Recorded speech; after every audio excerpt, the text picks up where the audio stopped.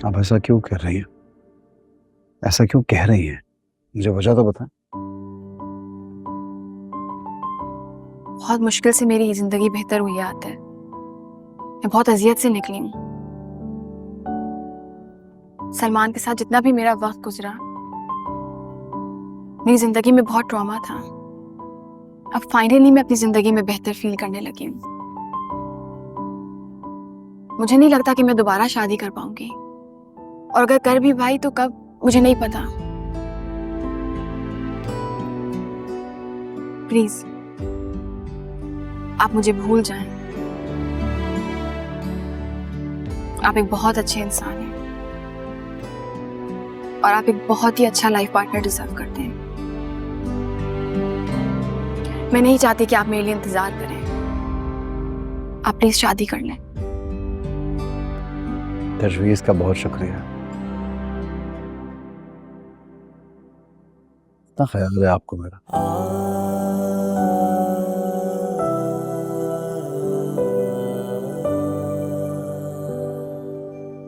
अगर आपको दावत दूंगा तो मेरी शादी पे आएंगी? आइएगा जरूर, मुझे खुशी होगी। इतनी खुशी का हकदार तो हूं मैं। अगर हो सके कोई तोहफा भी दीजिएगा। हमेशा याद रखूंगा कि आपने भी मुझे कुछ दिया। माहिरा, आप में शायद वो हिस्स ही नहीं है जो किसी दूसरे के जज्बे को महसूस कर सके।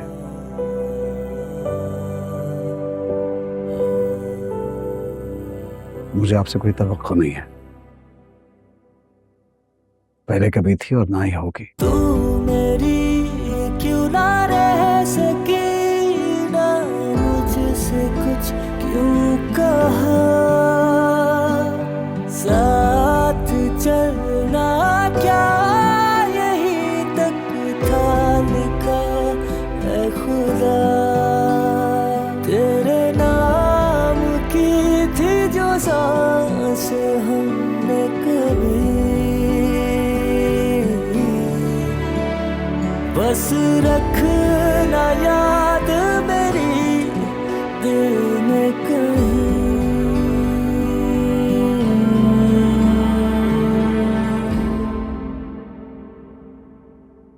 इतने दिनों से आप आई नहीं, तो मैंने सोचा कि आपके घर जाकर आपको नानी बनने की मुबारकबाद दे आऊं। आपका बहुत बहुत शुक्रिया नजीब साहब, लेकिन ये केक लाने का तकल्लुफ आपने बिला वजह किया। मायरा बेटी कहाँ है? बुलाइए ना उसे। सो रही है अभी। दरअसल नौज़ायदा बच्चों की माओ को बच्चों के सोने जागने के हिसाब से ही अपना हिसाब करना पड़ता है, वरना उनको सोने को मिलता कहाँ है। जी, बिल्कुल दुरुस्त फरमाया आपने। आपकी तबीयत अब कैसी? मैं अरे आओ समन। अस्सलाम वालेकुम। वालेकुम अस्सलाम। आओ आओ, बैठ जाओ।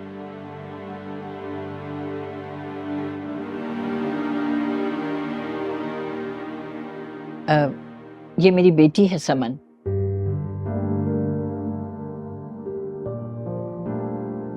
और ये नुदरत के दामाद हैं, मशाल के शौहर अरसलान। ये नजीब साहब हैं, नुदरत के दोस्त।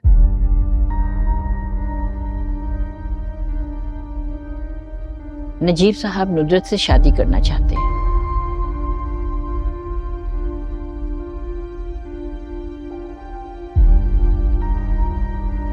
इससे पहले भी रिश्ता लेकर आए थे, लेकिन उस वक्त मैंने इनको सख्ती से मना कर दिया था।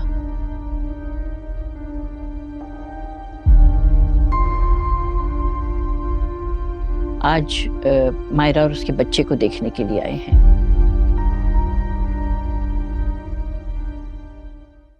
मैंने सोचा कि जब ये यहाँ आ ही गए हैं तो क्यों ना इस मौके का फायदा उठाऊं।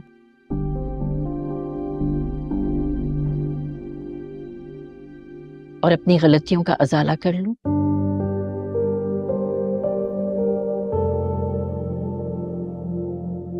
अम्मा जान, ये क्या बातें लेकर बैठ गई आप? आओ विशाल, तुम भी आओ बेटा, अस्सलाम वालेकुम। बैठ जाओ।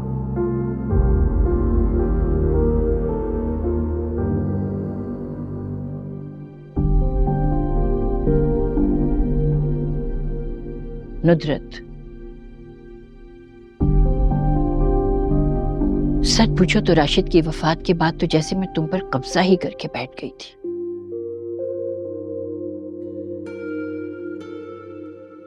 और तुमने भी अपनी बेटियों और मुझको अपनी जिंदगी का महवर और मरकज बना लिया था।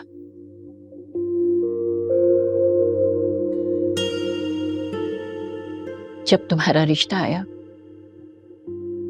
तो मैं डर गई थी। मुझे यूं लगा कि तुम्हारी शादी होगी, तुम दूसरे घर चली जाओगी।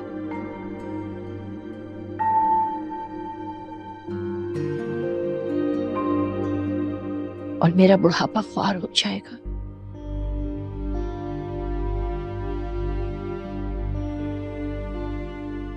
अम्मा बस करते हैं, मत करें ऐसी बातें। नहीं, मुझे कह लेने दो। मैं जानती हूं कि तुम नजीब साहब से शादी करना चाहती थी और शायद अब भी करना चाहती, और इसमें कोई बुराई नहीं है। हर बेवा को, चाहे वो माँ हो या नानी और दादी बन चुकी हो, अपनी जिंदगी का जीवन साथी चुनने का पूरा हक और इख्तियार होना चाहिए।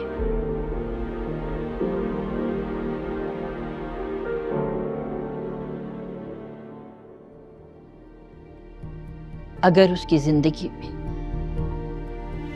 किसी भी मोड़ पर कोई अच्छा रिश्ता आ जाए तो उसे उसके बारे में सोचने का और फैसला करने का पूरा हक हासिल है।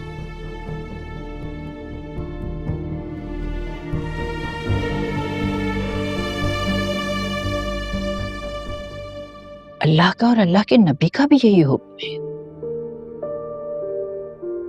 लेकिन हम इंसानों ने पता नहीं क्यों इतनी आसान और सादा चीज को इतना मुश्किल बना दिया है। अम्मा बस कर दें अब, वैसे भी इन बातों का कोई फायदा नहीं है। नहीं बेटा नहीं, मैं फायदा या नुकसान की बात नहीं कर रही, मैं तो हक और सच की बात कर रही हूं। जिंदगी के किसी भी हिस्से में, किसी भी उम्र में अपने लिए एक सच्चा, अच्छा और मुखलिस इंसान चुनने का हक हर मर्द और हर औरत को हासिल होना चाहिए। और इसमें किसी को बुरा मनाने की भी जरूरत नहीं है। ये हर औरत का और मर्द का हक है। आज मैं तुम्हें तुम्हारा ये हक और तुम्हारी ये आजादी तुम्हें देती हूं नुदरत।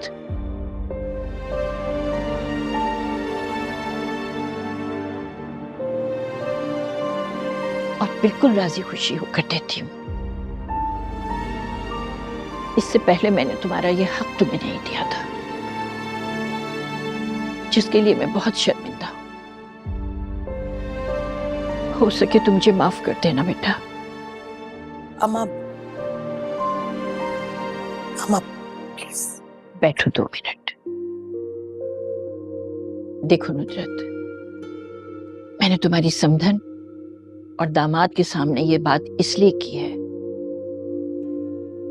कि अगर इनको भी कोई एतराज होगा तो उसका भी अभी पता चल जाएगा।